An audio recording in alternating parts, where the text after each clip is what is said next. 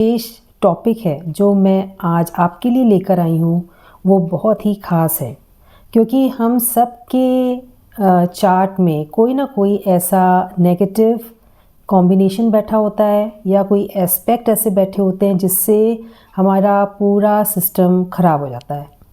मैं आज उसके आपको रिज़ल्ट्स बताऊंगी, यानी उसके प्रभाव बताऊंगी, और साथ में आपको उसकी रेमेडी बताऊंगी कि अगर आपके चार्ट में ऐसे कॉम्बिनेशन बने हैं जो कि इनको हम नेगेटिव मानते हैं और ये अच्छे रिज़ल्ट्स नहीं देते हैं, अगर आपके चार्ट में ये कॉम्बिनेशन बने हैं तो आप डरिएगा बिल्कुल नहीं। हर एक चीज़ की रेमेडी होती है। तो आप मेरे चैनल को शुरू से लेके एंड तक ज़रूर देखिएगा, और साथ में अगर आपने लाइक, शेयर एंड सब्सक्राइब नहीं किया है तो इसमें टाइम बिल्कुल नहीं लगेगा। आप मेरे चैनल को सबसे पहले सब्सक्राइब ज़रूर करिए। तो चलिए आगे बढ़ते हैं अपने इस टॉपिक पर डिस्कस करने के लिए। तो सबसे पहले मैं जिस कॉम्बिनेशन को उठाने वाली हूँ वो है जुपिटर एंड राहु, यानी गुरु और राहु जब एक साथ बैठ जाते हैं तो ये गुरु चंडाल योग बनाते हैं। ये योग बहुत अच्छा नहीं माना जाता। अब इसके मैं प्रभाव बताऊंगी कि जिन लोगों के चार्ट में ये कॉम्बिनेशन बना होता है, दे आर कंफ्यूज्ड पर्सनालिटी। इनको प्रॉपर गाइडेंस नहीं मिलती है, that is they lack proper guidance, और ये ऑनेस्टी का काम भी नहीं करेंगे, यानी कोई भी काम करेंगे वो ऑनेस्ट वे से हमेशा नहीं करेंगे। मतलब ये कुछ ना कुछ गलत भी अपने काम को परस्यू कर सकते हैं, यानी in not in a proper manner, यानी डिसऑनेस्टी भी कहीं ना कहीं आपके काम में आ सकती है। सबसे अच्छा उपाय अपने गुरु को स्ट्रॉन्ग करने के लिए, तो सबसे पहले मैं ये बताऊंगी, अगर आप हल्दी का चंदन या चंदन का तिलक लगा सकते हो तो बहुत अच्छी बात है। अगर नहीं भी लगा सकते हो तो कोई बात नहीं। इसका उपाय ये है कि आप मंत्रों का जाप ज़रूर करिए, और ये कंटिन्यूशन में जाप होना चाहिए। ओम भ्रीम बृहस्पताय नमः, ये आप ज़रूर करिए थर्सडेज़ को स्पेशली। लॉर्ड विष्णु जी की आप उनके आगे हाथ जोड़िए, उनके आगे आप प्रार्थना करिए।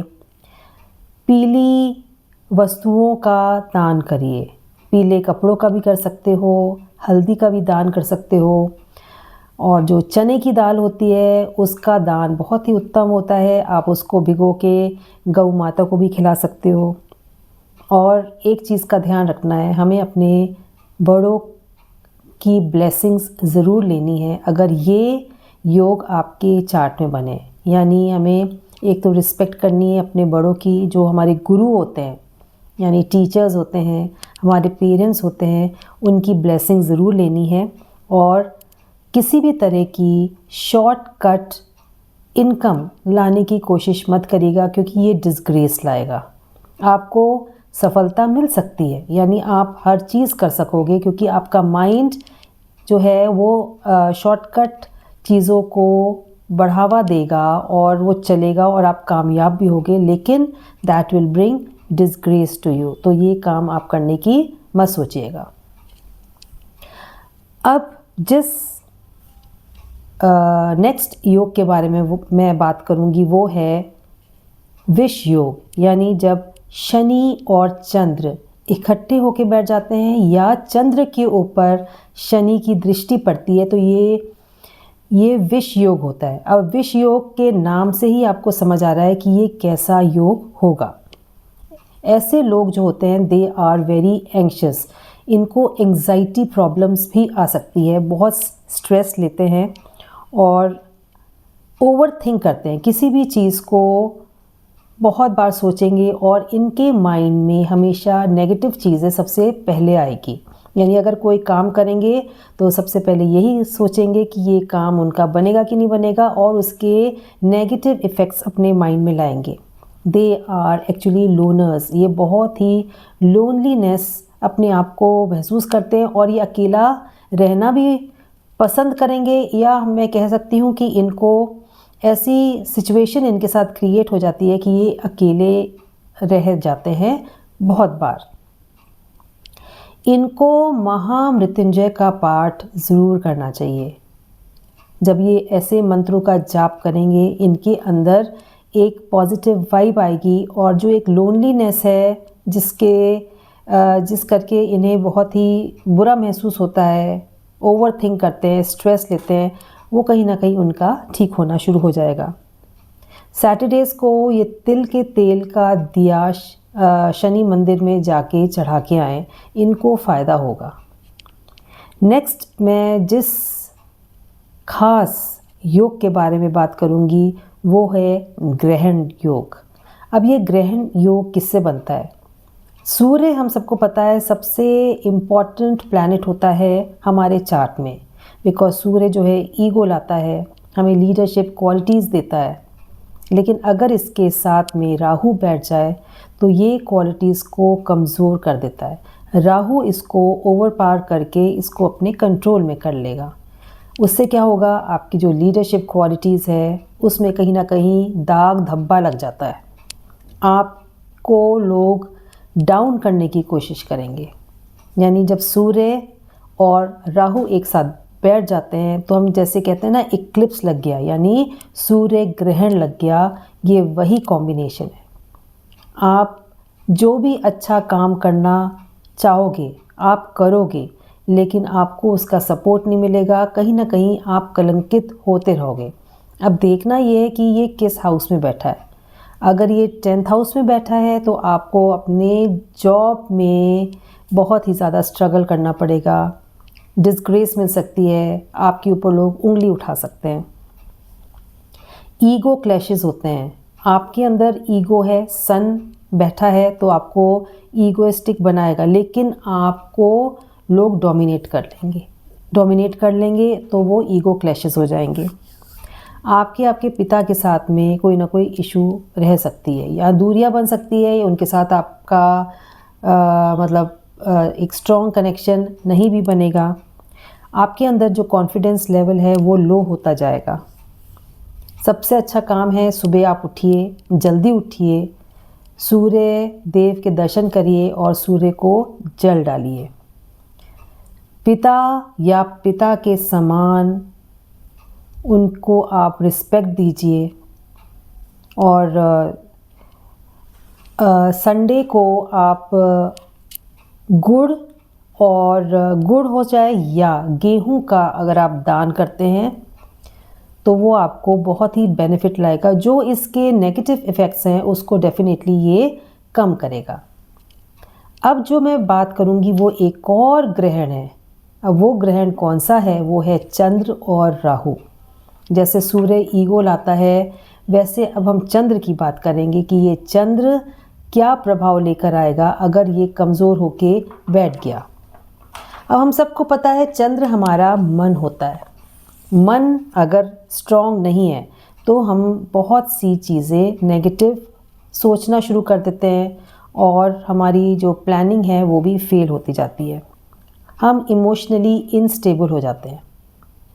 जो भी है हमारा मन जो कहता है हम वही करते हैं। अगर मन ही स्ट्रॉन्ग नहीं है तो हम कोई भी कार्य को करने के लिए हम कैसे उसको हम एक्सेप्ट कर सकते हैं, क्योंकि हम खुद ही इनस्टेबल हैं।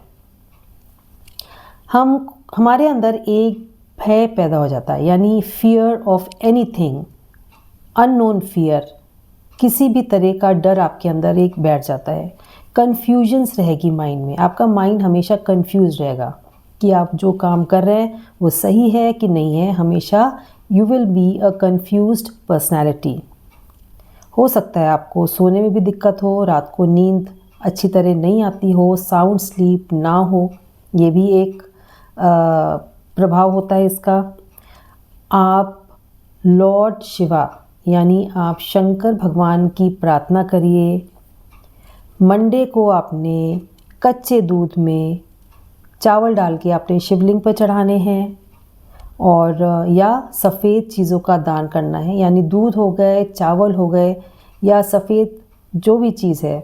ये दोनों चीज़ तो बहुत ही इम्पॉर्टेंट मानी जाती है, इसका आप दान करें तो भी अच्छा है। नहीं दान कर सकते तो थोड़ा सा कच्चा दूध लेके उसमें जल डाल के और थोड़े से चावल डाल के आप शिवलिंग पे डालना स्टार्ट कर दीजिए और अपना समय नेचर में व्यतीत करिए, यानी more and more you talk with nature. और आपका जो माइंड है वो काम होना बहुत ज़रूरी है। अपने आप को शांत करने के लिए आप देखिए आप क्या कर सकते हैं, और nature is the best therapy. अब मैं बात करूंगी एक और योग के बारे में, वो है मंगल और राहु का एक साथ होना। आप सबको पता है मंगल जो है बहुत ही एनर्जेटिक प्लैनेट है और राहु वो हर चीज़ को बढ़ाता है। जब इन दोनों का कॉम्बिनेशन बन जाता है ये बन जाते हैं अंगारक योग, यानी आपके अंदर जो एक एनर्जी है वो मल्टीप्लाई हो जाती है, और जब वो मल्टीप्लाई होती है तो उसके साइड इफ़ेक्ट्स बहुत होते हैं। आपके अंदर एग्रेशन बहुत आ जाता है, गुस्सा आपकी नाक पे होता है, यू बिकम वेरी इम्पल्सिव। आपका नेचर इतना इम्पल्सिव हो जाता है कि अभी के अभी काम होना चाहिए। खतरा हो सकता है, एक्सीडेंट्स का खतरा हो सकता है, बट डिपेंड करता है जिसके घर में ये योग बना हुआ है। डरने की बात नहीं है, ये डिपेंड करता है कि आपके इसके ऊपर दृष्टि किसकी पड़ रही है, ये भी आपने चेक करना है। और मतलब मैं आपको एक जनरल व्यू बता रही हूँ। एक्सीडेंट्स का खतरा हो सकता है तो अपना ध्यान रखिए। लड़ाई बहुत जल्दी आप लड़ाइयों में फंस सकते हो। कॉन्फ्लिक्ट्स तो ये और ही मतलब जैसे मैंने बताया ये मंगल को बढ़ा के और ये योग बन जाता है जो कि कॉन्फ्लिक्ट्स को बढ़ाता है। हर चीज़ इम्पल्सिवनेस और लड़ाई झगड़ा होना। सबसे अच्छा उपाय यही है कि आप सैटरडे को और ट्यूसडे को आप हनुमान चालीसा ज़रूर पढ़िए, जो कि आपका ये प्रोटेक्शन करेगा और ये कवच बन जाता है हमारे आसपास, ठीक है ना। और आप लाल मसूर का भी दान कर सकते हो।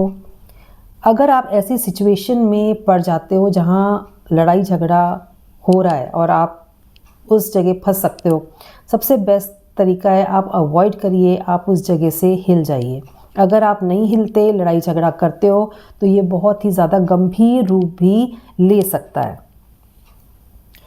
अगर आप ड्राइविंग करते हो तो ज़रा अपना ध्यान रखिए, रिस्की ड्राइविंग मत करिए, थोड़ा आराम से चलिए और प्रभु को याद करके चलिए। क्या ये वीडियो आपको पसंद आया? ये आपके मतलब का था? आप प्लीज़ कमेंट करके मुझे ज़रूर बताइएगा। एंड मेरे चैनल को लाइक, शेयर एंड सब्सक्राइब ज़रूर करिए। एंड हम फिर मिलेंगे नेक्स्ट वीडियो में। तब तक के लिए बाय एंड टेक केयर।